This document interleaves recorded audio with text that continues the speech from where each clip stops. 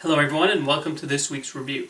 Netflix is investing a lot in animation. Now we have the latest movie they've released on their streaming service.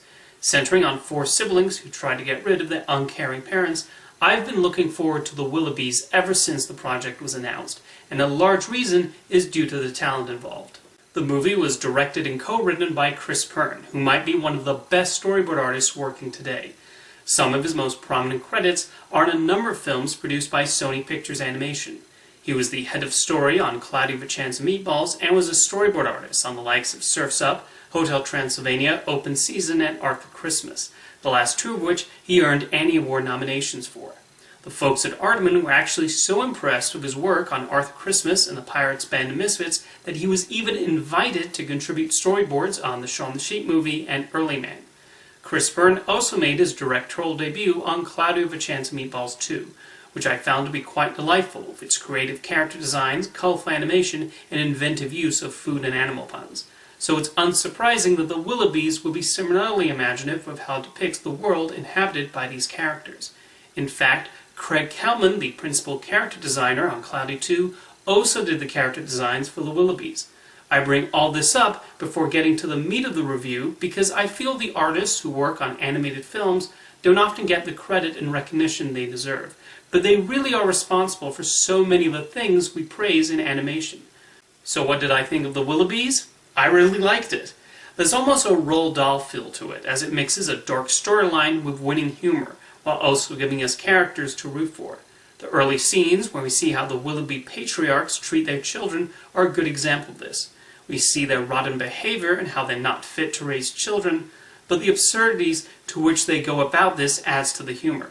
The sympathy is also immediately there for young Tim, Jane, and the twins, both of whom are named Barnaby. Throughout it all is a clever narration from a cat who serves as the story's Greek chorus. Voiced by Ricky Gervais, he does a good job of giving us context when necessary and delivering some of the more macabre lines in the movie. Of course, one of the most appealing parts of the movie comes from the animation.